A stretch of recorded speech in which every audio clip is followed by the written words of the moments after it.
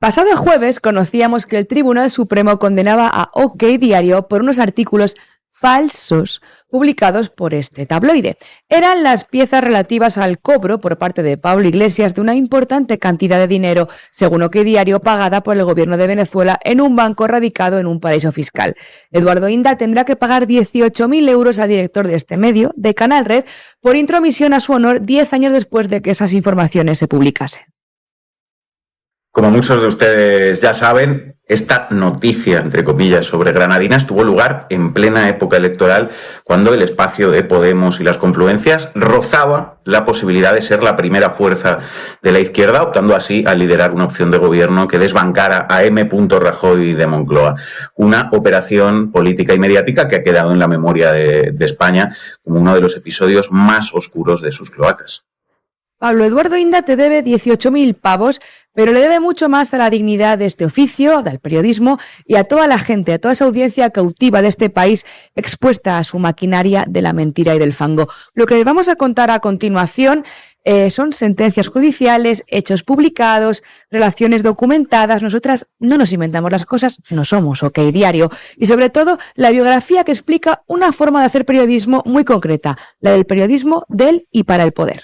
Venga, va, me voy a la biografía de Wikipedia, que es lo primero que todo el mundo suele mirar. Eduardo Inda Arriaga, Pamplona, 15 de junio de 1967, es un periodista español. Entre 2002 y 2007 fue director del diario El Mundo en las Islas Baleares y desde julio de 2007 hasta marzo de 2011 director del periódico deportivo Marca. Para un momentito ahí, compi Edu. Vamos a quedarnos en lo de Pamplona. Inda nace en esa ciudad y se forma en la Universidad de Navarra, una de las universidades privadas más influyentes de este país, manejada por el Opus Dei. El Opus, la obra, es el legado de los tecnócratas franquistas, que opera como un aparato ideológico y de reproducción de su clase, claro. Su estrategia es el entrismo de Estado, es fomentar una red de contactos en los altos cuerpos del Estado y en las instituciones, incluidas también, por supuesto, las redacciones de los periódicos. Que esto no quiere decir, ojo, que no haya grandes profesionales que salgan de la universidad privada. Por ejemplo, de esta de Navarra tan católica y apostólica han salido nada más y nada menos que Pedro J. Ramírez, Mariló Montero, Antonio Caño, Cristina Pardo, Alfredo Urdazi, lo mejor de cada casa, no me digáis. Antonio Mestre contaba la historia de las minas de Leiza, la mina de Conchita y la mina de San Pedro. Narciso Inda Zabaleta, abuelo de Eduardo Inda, solicitó en 1937 al gobernador civil franquista la concesión de esas minas para su explotación. Mismo otorgó las concesiones de las minas Paquita y San Pedro al abuelo de Eduardo por sus servicios al golpe de Estado franquista. Ya sabéis que en este país de la meritocracia muchos currículums se resuelven preguntando ¿qué hacía tu abuelo en 1936? No preguntes a Inda qué hacía su abuelo, ni a los tertulianos de La Sexta les preguntes quiénes son sus jefes. En fin, no se pierdan este currículum vitae, o masajito más bien, que le hicieron en 2019 en Telemadrid, donde cuentan los primeros pinitos profesionales de este periodista de raza. Nos vamos a 1990, ya saben, el año de muchas cosas malas, Puerto Urraco, las mamachicho y las prácticas de Eduardo Inda. Pero quien acaba de iniciar una trayectoria profesional que en un futuro será todo un éxito es Eduardo Inda. A mí me encantaría trabajar 2 horas al día. Todo lo contrario, Inda trabaja incansablemente en una carrera que comienza en el verano de 1990. El periodista abandona su Pamplona natal para realizar unas prácticas estivales en la radio de Antena 3, bajo las órdenes de la ahora reina de las mañanas, Ana Rosa Quintana. En 2002 pasa a ser el director del periódico El Mundo en Islas Baleares para 5 años más tarde dar un giro de 180 grados a su carrera. En 2007 se pone al frente de la publicación deportiva Marca, donde no le tiembla la mano para publicar todas sus informaciones. En 2011 se hace con la dirección de El Mundo, periódico en el que publica algunas de sus mayores exclusivas, como los mensajes de Mariano Rajoy a Luis Bárcenas, el escándalo de la expresidenta de la Generalitat Jordi Pujol o el caso Nos. Ahora dirige el digital OK Diario, fundado en 2015. Eduardo Inda, atrevido, perseverante, tenaz y polémico. Esta noche viajamos con el periodista a aquellos maravillosos años. Solo un matiz, yo nunca fui director del Mundo, fui adjunto al director. Adjunto al director. En fin, dice... Solo un matiz, yo nunca fui director del Mundo, fui adjunto al director. Adjunto al director. En fin, dicen que a veces el alumno supera al maestro. Prácticas con Ana Rosa Quintana. ¡Wow! Bueno, así que empieza en Antena 3 Radio, luego pasa a ABC, primero en Deportes en Navarra y después en la redacción central, de ahí a El Mundo. Desde luego, no puede decirse que no fuera una trayectoria construida cerquita del poder. Manu, cerquita, tan cerquita que te quemas. En 1994 se incorporó a El Mundo, primero cubriendo la información del Ayuntamiento y de la Comunidad de Madrid, y ya en 1999 pasó a ser el corresponsal en Moncloa, en los años de Aznar. En 2001 se va a dirigir el medio a Baleares, y es en esa etapa en la que se convierte en la pata mediática que el Partido Popular de Jaume Matas necesitaba para aferrarse al poder en las islas. Aquí les dejamos un breve resumen de su hoja de servicios en las islas en menos de un minuto. Dale, Ada. Elecciones autonómicas de 1999. El líder del PP en Baleares, Jaume Matas, perdía la presidencia del Gobierno de las islas y la agrupación de izquierdas, conocida como Pacte de Progrés, se hacía con el poder. Entonces, José María Aznar colocó a Jaume Matas como ministro de Medio Ambiente. Sin embargo, el político balear no se resignaba a perder su posición de poder y sus redes clientelares en las islas y empezó a preparar su regreso a Mallorca. Con el fin de reponer a Matas en el Gobierno balear, Pedro J. Ramírez crea en 2001 dos proyectos editoriales, El Mundo de Baleares y El Mundo de Ibiza y Formentera. Eduardo Inda es el elegido para dirigir la filial de El Mundo en las islas y el encargado de emprender una guerra sin cuartel contra el gobierno de izquierdas. Uno de los primeros objetivos sería Pilar Costa Serra, presidenta del Consejo Insular de Ibiza y Formentera y miembro de Amnistía Internacional. La política socialista había arrebatado por las urnas el poder precisamente a Antonio Mari Calvet, hermano del empresario creador de El Mundo de Baleares. La campaña difamatoria se prolongó durante meses y acabó en los tribunales. Tanto el periódico como 3 de sus redactores fueron condenados a indemnizaciones económicas por delitos de intromisión ilegítima del honor de Pilar Costa. El diario dirigido por Eduardo Inda pagó un precio, pero logró su objetivo. En las elecciones de 2003, Jaume Matas recuperó la presidencia del Gobierno. Matas no se olvidó de los favores prestados. Sintes y Escribano, 2 de los redactores condenados, fueron nombrados delegados del IB3 en Menorca e Ibiza respectivamente. Ahora comparen ustedes esta información con las biografías oficiales que hablan de un periodismo de raza que destapa escándalos. En fin, Dios nos libre de los cloaqueros y de sus biógrafos.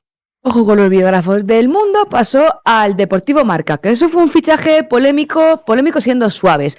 No somos expertos en periodismo deportivo, por lo menos yo, pero para muchos periodistas de ese gremio, su etapa en Marca supuso la destrucción de ese prestigioso diario deportivo, transformándolo en un altavoz ideológico más que en un medio de deportes, ¿no? De 2007 a 2011, y bajo su batuta, figuras como, por ejemplo, el mítico Santiago Segurola abandonaron Marca.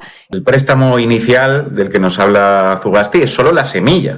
El riego constante después viene de la publicidad institucional, en particular de la Comunidad de Madrid.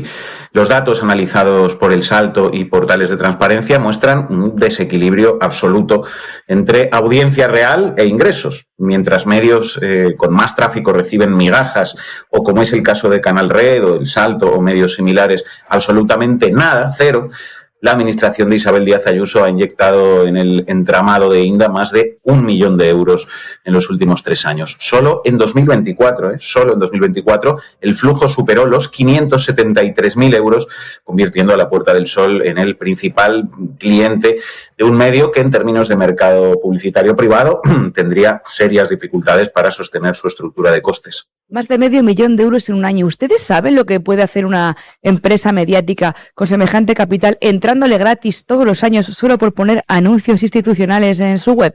¿O qué diario no vive de sus lectores, como Canal Red, sino del bolsillo de los ciudadanos a través de administraciones del Partido Popular? Y aún así, para conseguir la atención de su público, no ofrece calidad ni mucho menos verdad. Su estrategia se basa en el SEO, un SEO agresivo de guerrilla, titulares diseñados con palabras clave de alto impacto emocional, ataques personales que generen clics por indignación y una fragmentación de los contenidos para poder multiplicar las URLs de acceso.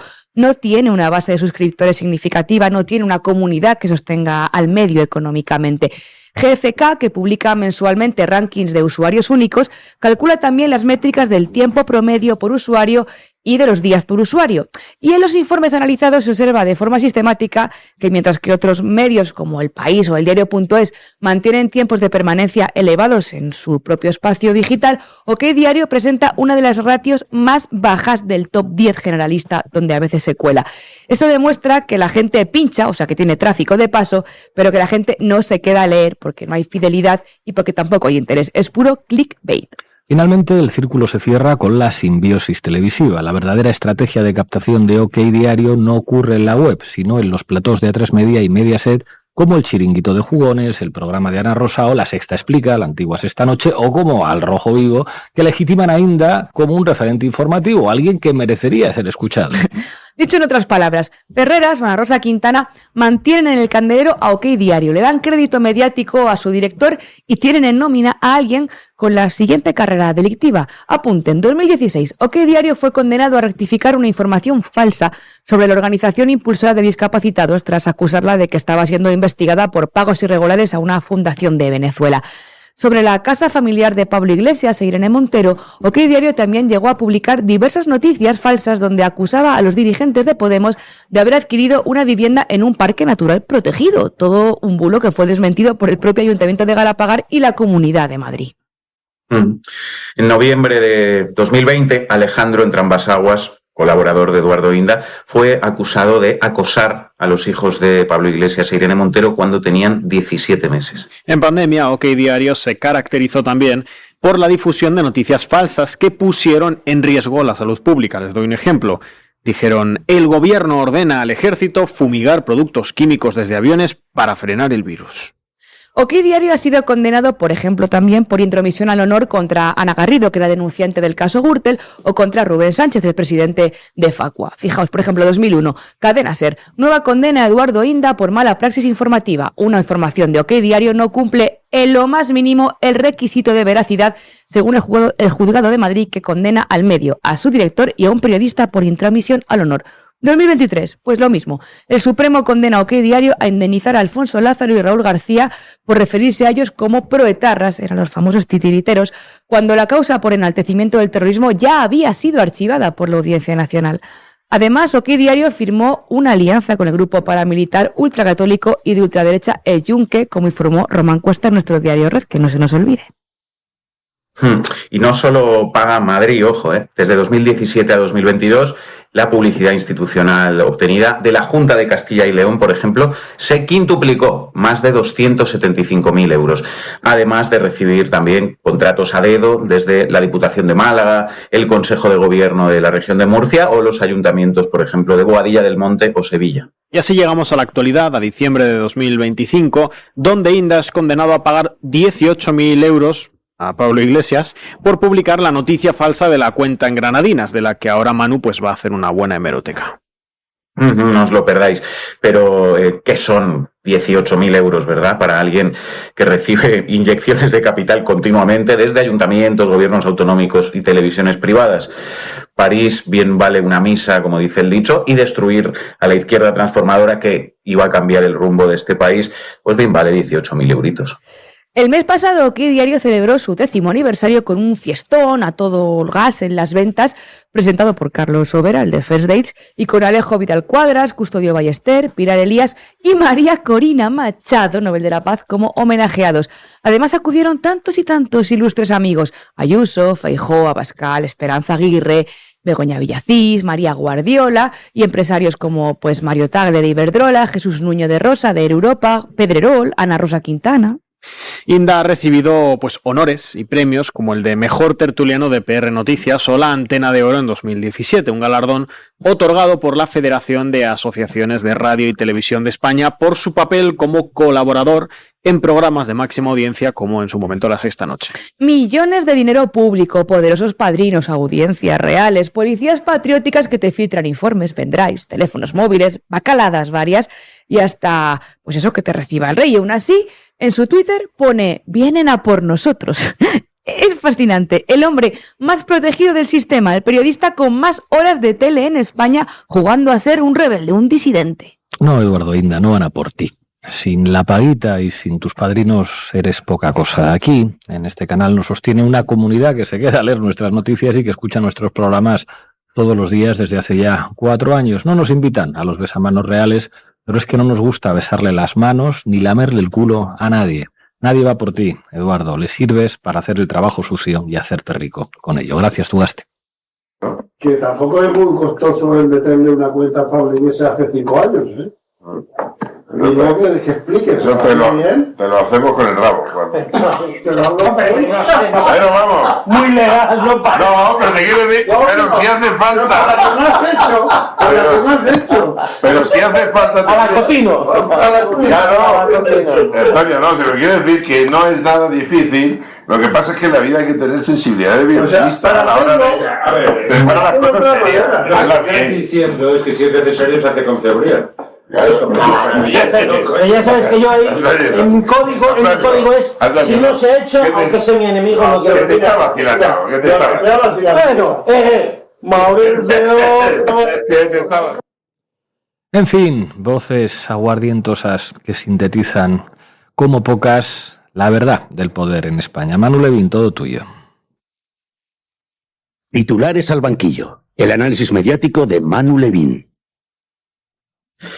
Bueno, OK Diario de Eduardo Inda, el 6 de mayo de 2016. Pocas semanas después, el 26 de junio de ese año, se celebraban en España elecciones generales. El gobierno de Maduro pagó $272.000 a Pablo Iglesias en el paraíso fiscal de Granadinas en 2014. Nicolás Maduro efectuó un pago de $272.325 a Pablo Iglesias a través de un banco situado en un paraíso fiscal. La operación se realizó en marzo de 2014, 2 meses después de la fundación de Podemos. Así comenzaba el texto de la noticia, entre comillas, que traía el documento falso que los golpistas que se robaron las elecciones en España fabricaron con el rabo, por usar su misma expresión. En el año 2016 Podemos conoció una encuesta que sirvió para medir el impacto real de todas aquellas mentiras que se propagaron por tierra, mar y aire en todos los grandes medios de comunicación. Los resultados fueron tan tristes como poco sorprendentes. Más del 50% de los españoles efectivamente creían que el gobierno de Venezuela había financiado a Podemos. ¿Alguien cree que eso no tuvo ningún efecto electoral?